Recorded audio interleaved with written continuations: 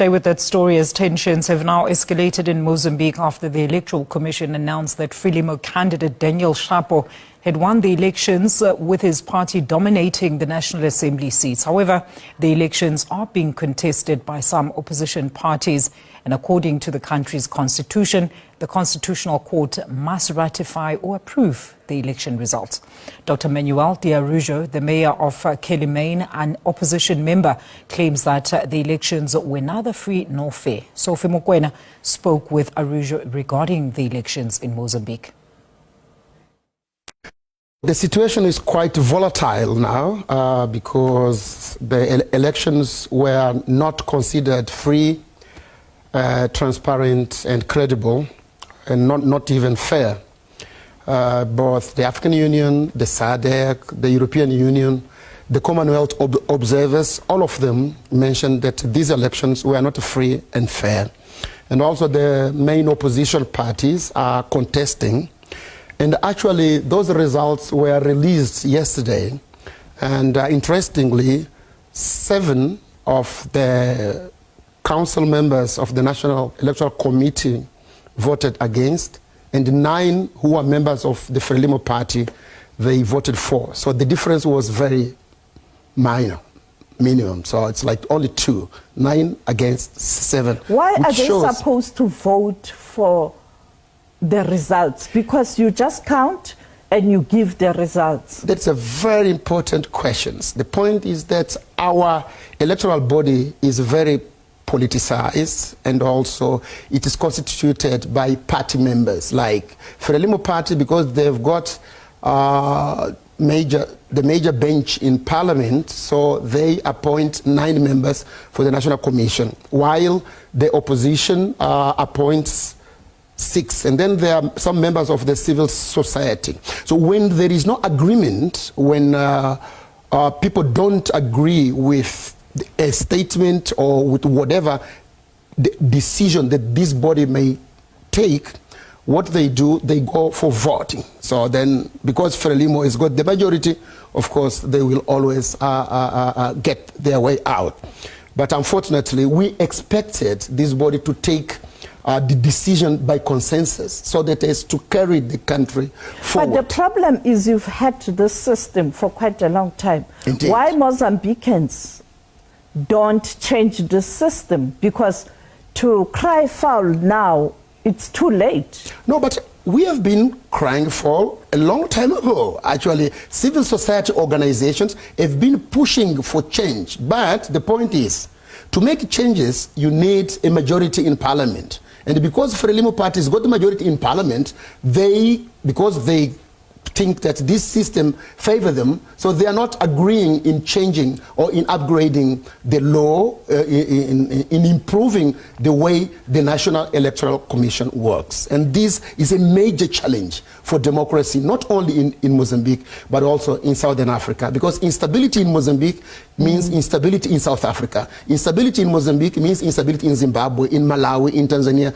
and in other countries. So I think that it's of paramount importance that bodies like SADC and the other governments, like the South African government, instead of taking sides, as President Ramaphosa did, I think we should look at the national interest. President Ramaphosa take side? When did he take side? Well, because he hasn't pronounced South Africa's position in relation to the results. Ramaphosa took sides like some 4 weeks ago when the Frelimo candidate came here to Pretoria and met Ramaphosa. So Ramaphosa made a public statement saying that the ANC was supporting unconditionally. But it's a known fact that the ANC has got a relationship with other political parties in the region. You're talking about Frelimo, Chama Pedusa, MPLA, SWAPO, MPLA, ZANU-PF.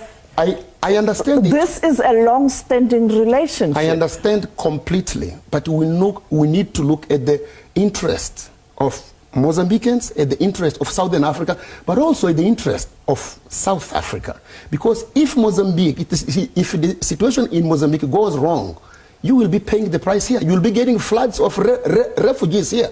We have already so many immigrants in this country. You don't need more immigrants. So statesmen like Cyril Ramaphosa, a person that we respect a lot, I think he should be above party politics. He should look at the national interest, not only of South Africa, of Mozambique, but also of Southern Africa. Because we are brothers, we are sisters. We need to, when one of our party partners makes a mistake, we need to be able of telling them, brother, that's not the right way. We need to look at the interest of the people, but also we need to fight together to make sure that Southern Africa is a region that attracts investment, that improves the livelihood of the citizens, and also pushes forward the agenda of democracy. But the writing was on the wall. The opposition in Mozambique before elections, it was very fractured. Indeed, I agree with you completely, but that it's not because my door is broken that you are allowed to come in and steal my property. One thing, it's true. Is that not perhaps a reason why Frelimo has won? Because even before elections, the opposition was found wanting. It was very fractured. As I said, I agree completely with you. But the reason that, because the opposition is fragile, it's not a license for you to loot. And what Frelimo did in these elections was looting during the day. You know, everybody could see it. International observers. And we had some South Africans, we had some Zimbabweans, we had people from all over the world, from Europe, from the US, who came there and they witnessed. And even 2 days ago, the bishops, the Catholic bishops of Mozambique, they issued a statement saying these elections were not free and fair. So if we want a stable region, we need to uphold the SADC principles, because we all signed to those principles that countries in SADC need to uphold a free and fair elections. And these elections were not free and fair, unfortunately. Now that the opposition is saying elections were not free and fair, what must happen to ensure that you address this problem? Well, what would you like to see the regional leaders doing to assist Mozambique? As you are saying, the elections were not free. Now you need someone to intervene. Indeed, we need, as you correctly said, but it's not only the opposition parties who are saying you are not free. The international community, the bishops, the Commonwealth observers, the SADC observers, the European Union observers, the American observers, everybody who was in Mozambique, there is a consensus that these elections were not free. So that's not the way to go. So we need, as Mozambicans, but also SADC as a whole, we need to come together and find a way out. We need... What will be that way out? The way out, to me, will be to make sure that all edicts are published. Because, for example, the European Union asked the National Commission to make a transparent decision to show, to prove that what they are announcing is based on facts. And the National Commission refused, and they went ahead. But now, for example, we have got a window.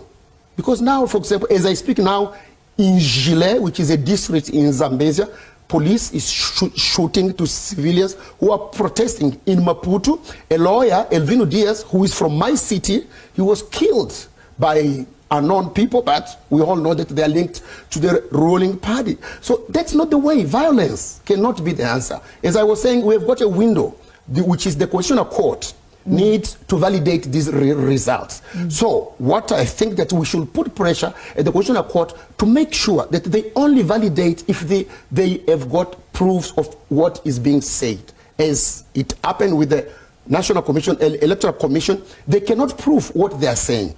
And there are many, they were lodged, several parties, including mine, lodged complaints. And those complaints were not considered by the National Electoral Commission. So now we put those complaints to the Constitutional Court.